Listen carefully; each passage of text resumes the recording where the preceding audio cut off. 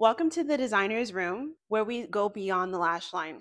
I think this topic will answer a lot of questions for those who are kind of lacking confidence in the area delivering their client's request, as well as merging that with your artistic expertise. We are going to be talking about how to honor your client's request without compromising your design. And that looks like a couple of different things. I feel like, in other words, how to give your client what they desire while also considering what they look like. And that may sound just so like on the surface, but it's a lot deeper than that. It'll be times when you'll have a client come in and she's asking you for a particular design, and you know that there's some sort of incompatibility with facial structure that may not deliver the results that she is looking for.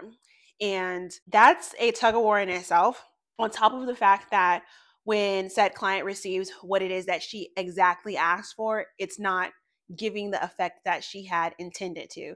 And that's what we're going to jump into today, is the focus on the effect rather than giving the client exactly verbatim what it is that she had asked for. The moment I started to kind of interpret language in this field a lot differently than I did before when I was first starting, that's when it made all the difference in my business. So I think the one thing that, well, there's a couple of things, and we'll start first with the cat eye. I feel like the cat eye is the number one look that clients come in asking for. And, it's very pretty. It is, I don't want to say I have a love and hate relationship with cat eye, but I feel like cat eye has this ability to really make someone look so sophisticated. But if it is not on the correct client or your correct canvas, then it can have the exact opposite effect. When I have a client who has deep set eyes, and that's like the number one aspect of her anatomy, I tend to lean towards a cat eye. And I want to share with you guys, like, there was a situation where I had a client come in and she had these beautiful deep set eyes, and they were the exact, like, perfect space apart. So they weren't wide set nor closed set. Like, she had, or they were like kind of closed set, but not too much where it's like, oh, they're really closed set. But they were deep set eyes, and she had like the perfect canvas for a cat eye. This same said client uh insisted on not doing a cat eye. She was like, I tried cat eye once before and it was so ugly on me and it made my eyes look droopy and it just had this wing on the edge that was just not flattering for her. And in my head, I'm like thinking, a cat eye is exactly what you need. But the client, in her experience, she didn't like the way the cat eye she had previously had came out. And I had to be kind of selective in the language that I used to kind of invite her to trust me in this space where I know that I have like the wisdom to know what looks best for like her overall look, and also take into consideration what exactly her effect is that she is wanting. And I felt like her request came from a place of, I tried this once before, so I know I for sure don't want that. And this is okay because I didn't get that. So she would usually do like an open eye style. And if like if you have any other eye shape except for like protruding eyes, I think an open eye, it could be flattering on. I think that with this whole mapping thing, that people can do a kitten, can do a cat, can do an open eye.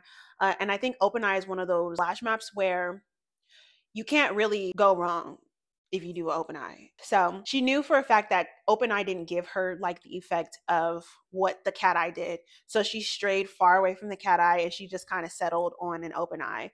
And I kind of like honored her request in like having opening eye like aspects of the lash map. But I was kind of persistent on like, hey, let's try the cat eye, and also letting her know that all cat eyes are not the same.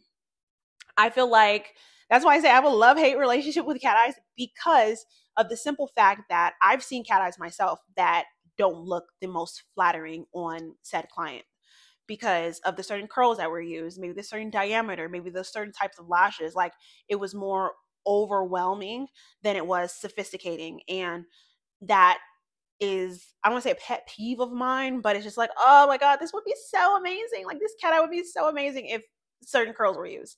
So I got her to trust me by like letting her know that my way of doing things are a lot different than most people doing things. And I did also show her other like work on similar eye shapes as her own. I think that really sold it for her, was being able to see people who have the same type of like eye shape.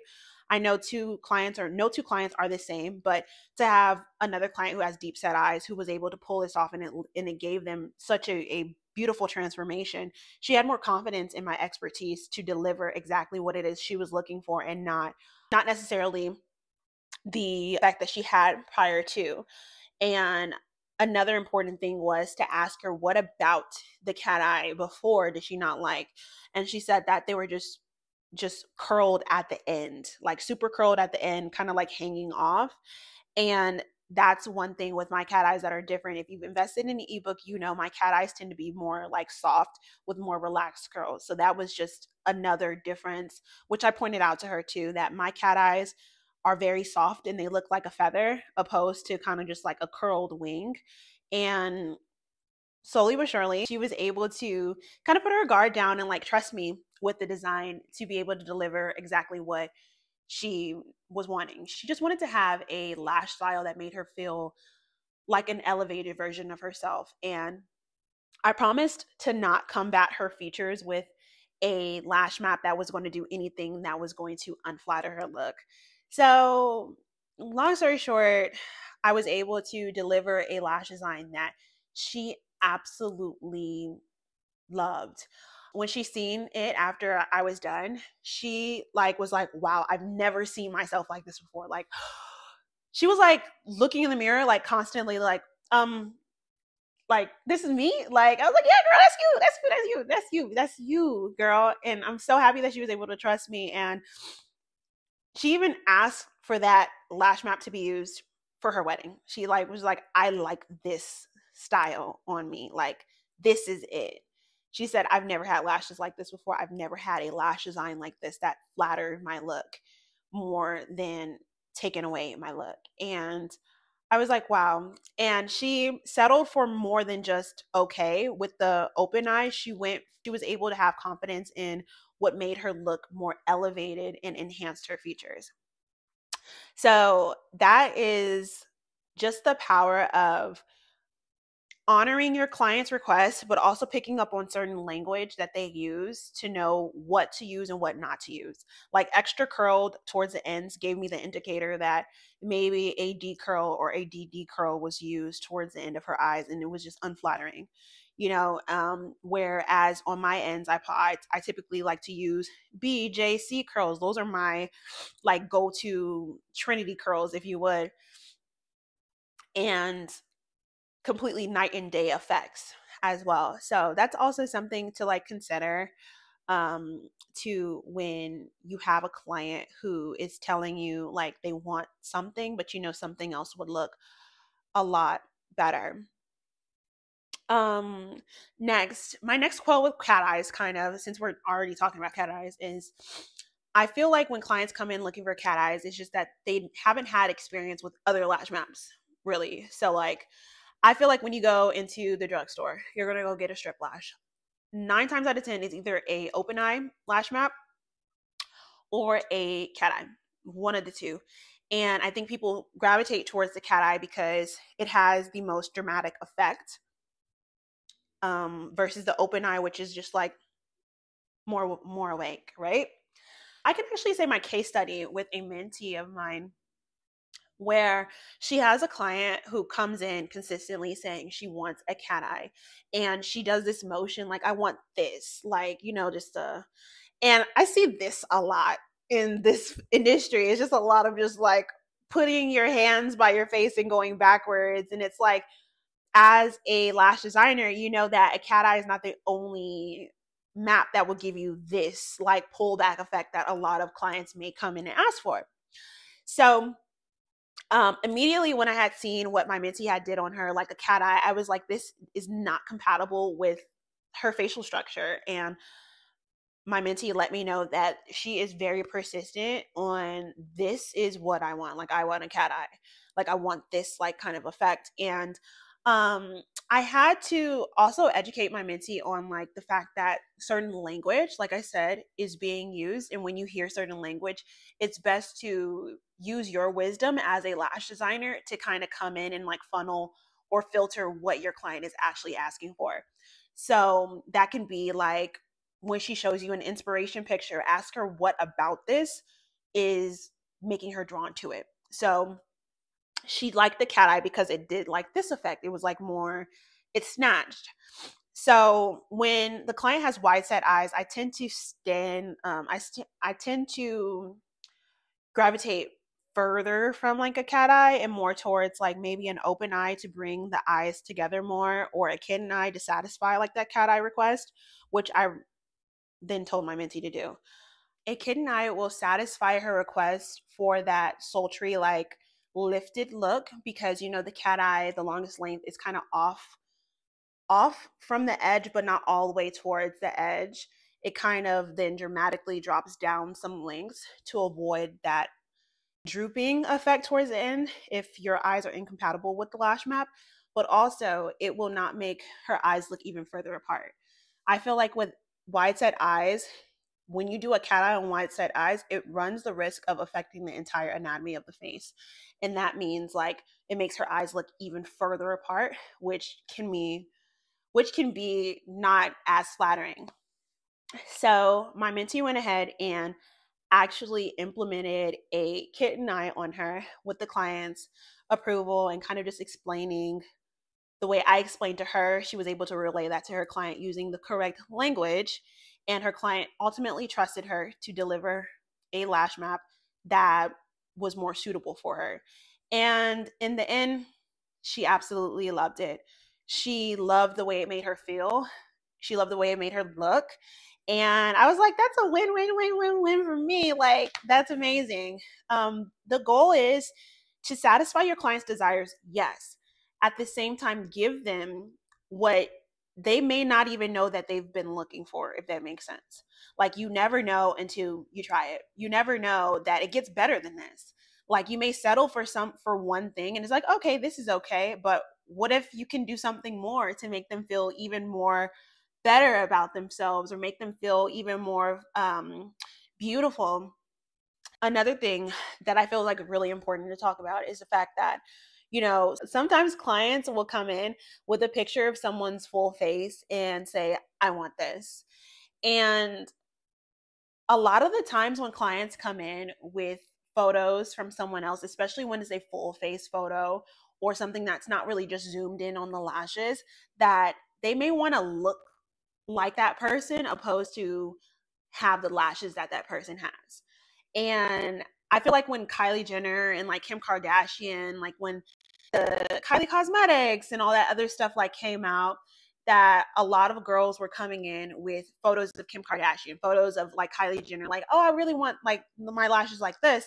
And I'm like, I'm zooming in and I'm like, she looks like she needs a fill. Like, she looks like she needs a lash fill. Like, you have two lashes right here and then maybe a third one right here. It doesn't look like the lashes are done. They're coming in so they can experience some type of transformation that is outside of kind of like within their reach, if that makes sense. Like, they're coming in showing a picture of Kim Kardashian or Kylie Jenner or whatnot, barely any lashes there, but they like the aesthetic that comes with said person or whatever, said inspiration photo.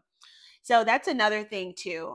When your client comes in with a photo, it's best to ask them, what about this do you like? And I think when you can like zero in on what it is that they like about whatever inspiration they brought in, that will make them, one, be honest with themselves about like, hey, what about this do I really absolutely love? I have to kind of vocalize it, and that'll give you a better idea of how to like navigate the space.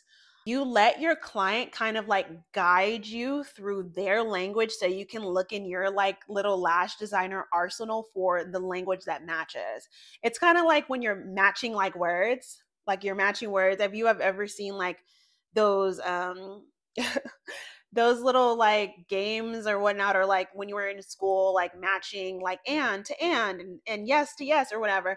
It's like matching what it is that they're saying to what it is that you know is going to ultimately give them the effect that they're wanting. So that's another thing too that's really huge. And I have a couple of like really strong indicators, like, oh, if a client comes in and they're like, I like to cut my strip lash in half, like I immediately know we are doing something more like a cat eye or a more kitten eye effect, depending on what type of lash did they cut in half, like what was it in their mind. You're trying to like kind of get into their brain about their beauty process, if that makes sense.